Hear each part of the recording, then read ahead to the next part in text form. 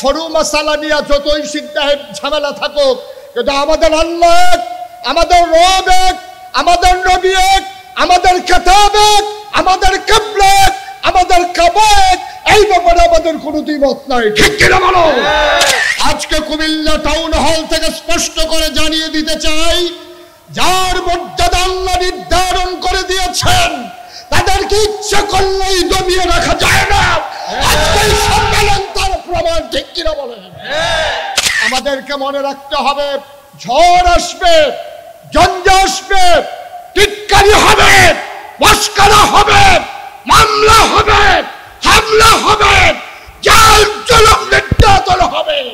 এই মুসলমান যদি দিন কায়েম করতে গিয়ে নিজের জীবন বিলিয়ে দিতে হয়, প্রয়োজনে জীবন দেব, ঈমান দেব না, রাজি আছো কিনা? হাত তুলে দেখাও। আসুন সবাই মিলে গর্জে উঠি, আসুন সবাই মিলে জানিয়ে দেই, আসুন সবাই মিলে জেগে উঠি, আমরা ছিলাম, আমরা আছি, আমরাই থাকবো ইনশাআল্লাহ। আজকের আয়োজনের সম্মানিত পরিচালক, আজকের আয়োজনে উপস্থিত বিদগ্ধ উলামায়ে কেরাম, আজকের আয়োজনে উপস্থিত টাউন হলকে যারা রাঙিয়ে দিয়েছেন, টাউন হলকে যারা সাজিয়ে দিয়েছেন, টাউন হলে আজকে যে টুপিওয়ালা, দাড়িওয়ালা, পাঞ্জাবিওয়ালা উলামায়ে কেরাম যারা হাজির হয়ে আজকের এই সুন্দর আয়োজনকে সার্থক করেছেন। সম্মানিত উপস্থিতি, আপনারা জানেন বাংলাদেশ 15 বছর ধরে একটা জগদ্দল পাথরের নিচে বন্দী হয়েছিল। তখন আলেম ওলামা, পীর মাশায়েখ, ইসলামী রাজনৈতিক নেতৃবৃন্দের সম্মানিত সদস্যরা নানান জায়গায় অপদস্থ হয়েছেন। মসজিদের মিম্বারগুলো থেকে দ্বীনের কথাগুলো বলা যেত না, মঞ্চগুলোকে রেস্ট্রিক্টেড করে দেওয়া হতো, এই কথা বলা যাবে, ওই কথা বলা যাবে না। আমাদেরকে নানানভাবে অপমানিত করা হয়েছে, লাঞ্ছিত করা হয়েছে। অথচ আমাদের মর্যাদা 1500 বছর আগে কোরআনুল কারীমের ঘোষণার মাধ্যমে আল্লাহ নির্ধারণ করে দিয়েছেন। আল্লাহ বলেছেন, কুল হাল ইয়াস্তাবিল্লাযীনা ইয়ালামুনা ওয়াল্লাযীনা লা ইয়ালামুন। হে রাসূল, আপনি বলে দিন, যারা জানে যারা জানে না, দুই দল কি সমান? কখনোই দুই দল সমান হতে পারে না। আমরা সেই উলামায়ে কেরাম এতদিন দ্বিতীয় শ্রেণীর নাগরিকে পরিণত হয়েছিলাম। আমরা উলামায়ে কেরাম শতকরা 92 জন লোক মুসলমানের দেশে আমরা মাথা উঁচু করে কথা বলতে পারিনি। আমাদেরকে কথা বলতে দেওয়া হয়নি, আমাদেরকে স্তব্ধ করে দেওয়া হয়েছিল। আজকে কুমিল্লা টাউন হল থেকে স্পষ্ট করে জানিয়ে দিতে চাই, যার মর্যাদা আল্লাহ নির্ধারণ করে দিয়েছেন তাদেরকে ইচ্ছা করলেই দমিয়ে রাখা যায় না। আজকে সম্মেলন তার প্রমাণ, ঠিক কিনা বলেন? আজকে সম্মেলন প্রমাণ করে দিয়েছে, নিশ্চিন্তে নিঃসংকোচে যারা কথা বলতে পারে, জাতিকে নিয়ে যারা ভাবে, জাতিকে যারা অগ্রসর কর্মীতে পরিণত করতে চায়, এই বাংলাদেশকে মাথা উঁচু করে পৃথিবীর দিকে, পৃথিবীর অন্যান্য দেশের চাইতে যেন স্বমহিমায় স্বগৌরবে উদ্ভাসিত হতে পারে, এই জন্য যারা কাজ করে যাচ্ছেন তারাই হচ্ছে উলামায়ে কেরাম, ঠিক কিনা বলেন? 1500 বছর আগে আল্লাহর নবী যখন দুনিয়া থেকে বিদায় হয়েছিলেন, তিনি যাওয়ার আগে গুরুদায়িত্ব তিনি জানিয়েছিলেন, আনা খাতামুন নবিয়্যিন লা নবিয়্যা বাদি, আমি হলাম সর্বশেষ নবী, আমার পরে আর নবী আসবেন না। এই কথা ঘোষণার মাধ্যমে তিনি জানিয়ে দিয়েছিলেন নবী আর আসবেন না। কিন্তু নবুয়তের যে দায়িত্বটুকুন, ইসলামকে এগিয়ে নিয়ে যাওয়ার জন্য যারা ভূমিকা রাখবে, আল উলামা ওয়ারাসাতুল আম্বিয়া, উলামায়ে কেরাম হলো নবীর ওয়ারিস।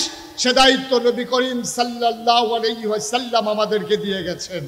সুতরাং আমাদের দায়িত্ব, যার কাছ থেকে আমরা ওয়ারাবাদ দেওয়া, এটা উলামায়ে কেরামের দায়িত্ব, ঠিক কিনা বলেন?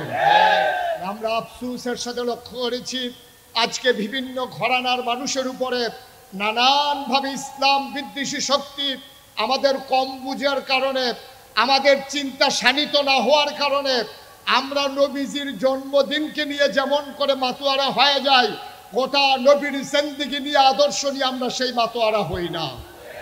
আমরা মনে করি একটা দিনের ভিতরে যদি ইসলামকে সীমাবদ্ধ করে রাখা যায়, নবীজিকে যদি একটা দিনের ভিতরে সীমাবদ্ধ করে রাখা যায়, তাহলে জাতি বঞ্চিত হবে। কারণ নবী এক দিনের জন্য আসেননি, এক সপ্তাহের জন্য আসেননি, একটা গোষ্ঠীর জন্য আসেননি, কোনো একটা ভূখণ্ডের জন্য আসেননি। কারণ আমরা বিশ্বাস করি নবীকে শুধু নবী মানে আমরা ক্ষান্ত হই না। আমরা যারা আহলুস সুন্নাত ওয়াল আকীদা জামাতের আকীদা লালন করি, আমরা বিশ্বাস করি আমাদের মাঝে আমাদের নবীর ব্যাপারে আমাদের তিনটা আকীদা। তিনি ইমামুল মুরসালিন, তিনি খাতামান নবিয়্যিন, তিনি রাহমাতুল লিল আলামিন। ঠিক কিনা বলেন? সুতরাং আমাদেরকে মনে রাখতে হবে এই নবীকে কোনো দিনের সাথে সীমাবদ্ধ করে রাখা যাবে না। কোনো মিছিল মিটিং এর মাধ্যমে নবীর স্মরণ যথেষ্ট নয়। কারণ আল্লাহ নিজেই বলেছেন, লাকাদ কানা লাকুম ফি রাসূলিল্লাহি উসওয়াতুন হাসানা। তিনি ছিলেন আইডল, তিনি ছিলেন আইকন, তিনি ছিলেন মডেল, তিনি উসওয়াতুন হাসানা। তার সূরত, তার সিরত আমাদের জন্য অনুকরণীয় দৃষ্টান্ত। সুতরাং সূরত আমরা যদিও ধারণ করতে পারবো না, গোটা জীবন বিলীন করে দিয়ে আমরা তার সিরতকে নিজের জীবনে ধারণ করব।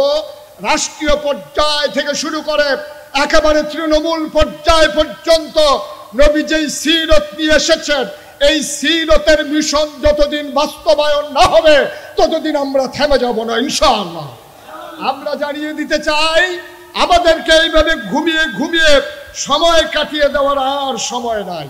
আমাদেরকে মনে রাখতে হবে ঝড় আসবে, ঝঞ্ঝা আসবে, টিটকারি হবে, মস্করা হবে, মামলা হবে, হামলা হবে, জাল জুলুম নির্যাতন হবে। এই মুসলমান যদি দিন কায়েম করতে গিয়ে নিজের জীবন বিলিয়ে দিতে হয়, প্রয়োজনে জীবন দেব, ঈমান দেব না। রাজি আছো কিনা? হাত তুলে দেখো।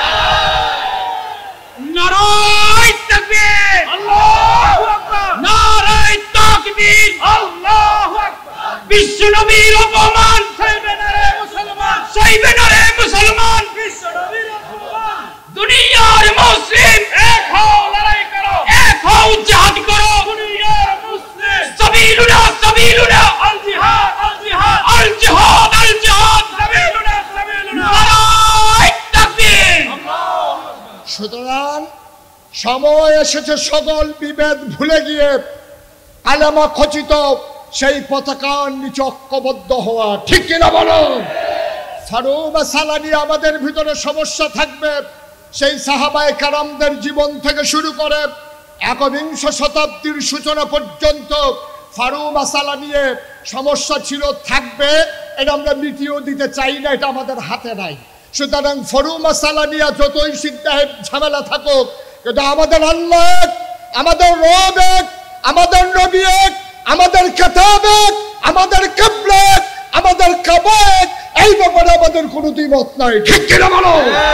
সুতরাং কলমাগু যত মুসলমান আমরা আছি সবাই মিলে আজকে থেকে কুমিল্লা টাউন হলের এই ওপেন এয়ার, এই সুন্দর ওপেন এয়ার এই সম্মেলন থেকে আমরা জানিয়ে দিতে চাই, যদি কোনোদিন কখনো যেই ঘরানার উলামায়ে কেরাম হোক তাদের দিকে যখন আঙ্গুল তোলা হবে, আর এই আঙ্গুল যদি হয় টিটকারির, এই আঙ্গুল যদি হয় মস্করার, তাহলে এই আঙ্গুল আর নিচের দিকে নামবে না ইনশাআল্লাহ। সুতরাং আমাদেরকে ১৫০০ বছর আগে জাগিয়ে দেওয়ার জন্যে জাগরণের কবি ফররুখ যেমন করে বলেছিলেন, আমি সেই আহ্বান জানিয়ে আমার কথা শেষ করতে চাই। কবি ফররুখ বলেছিলেন, রাত পোহাবার কত দেরি পাঞ্জেরি, এখনো তোমার আসমান ভরা মেঘে, সেতারা হেলাল এখনো ওঠেনি জেগে। তুমি মাছ তুলে আমি দাঁড় টানি বুলে, অসীম কুয়াশা জেগে শূন্যতা ঘেরি, রাত পোহাবার কত দেরি পাঞ্জেরি। দীঘল রাতের শ্রান্ত সফর শেষে কোন দরিয়ার কালো দিগন্তে আমরা এসেছি, আমরা পড়েছি এসে। এক ঘন সিয়া জেন্দেকানির বাপ তুলে মার্সিয়া ব্যথিত দিলে তুফান শ্রান্ত খাপ, অস্ফুট হয়ে ক্রমে ডুবে যায় জীবনের জয় বেরি।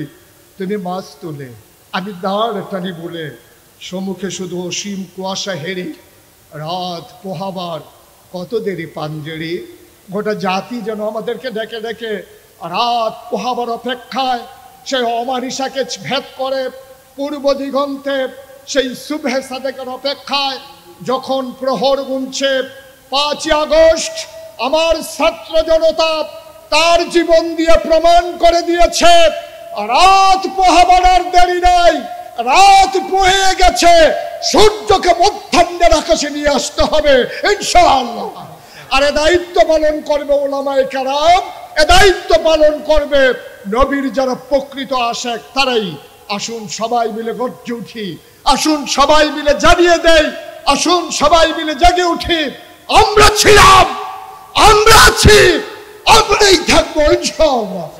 আসসালামু আলাইকুম ওয়া রাহমাতুল্লাহি ওয়া বারাকাতুহু।